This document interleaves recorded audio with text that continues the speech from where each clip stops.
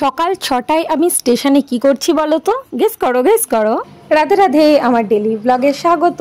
এখন বাজে সকাল ৬টা আর আমি বেরিয়ে পড়েছি একজনকে আনতে।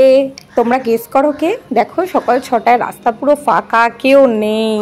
এত সকালে রাস্তা পুরো ফাঁকা, কেউ নেই, খালি কয়েকজন মর্নিং ওয়াক করতে বেরিয়েছে, তারাই হাঁটছে আর কিছু কিছু লোক দেখা যাচ্ছে। আমি যাচ্ছি এখন বেলঘুরিয়া স্টেশন। মাঝহাটি থেকে অটো ধরে স্টেশন চলে এসেছি। সকালটা কত শান্ত লাগে, না কোনো কোলাহল, না কোনো আওয়াজ, কত রিল্যাক্স। স্টেশনে গিয়ে একের পর এক ট্রেন চলেই যাচ্ছে, কিন্তু আমি যার অপেক্ষায় আছি সে আর আসছে না। ফাইনালি 3টে ট্রেন যাওয়ার পর 4 নম্বর ট্রেনে সে এলো। ভালো আছো? প্রীতি আছো? যা বাবা, এতদিন পর এলো আর আমাকে পাত্তাই দিল না।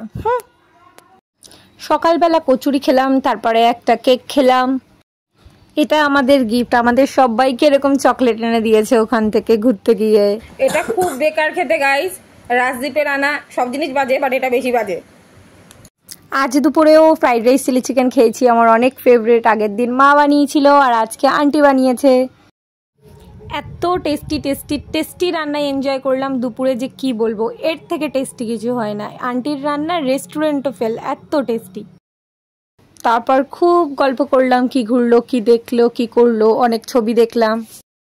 আর রোজের মতন সন্ধ্যাবেলা মিমি উপেনের সাথে ঘুরতে বেরিয়েছিলাম। আর আজকে ঘুরতে গেছিলাম ভূতের রাস্তায়, ভূত দেখতে। খুব ভয় পেয়েছি আর পালিয়ে বাড়ি চলে এসেছি।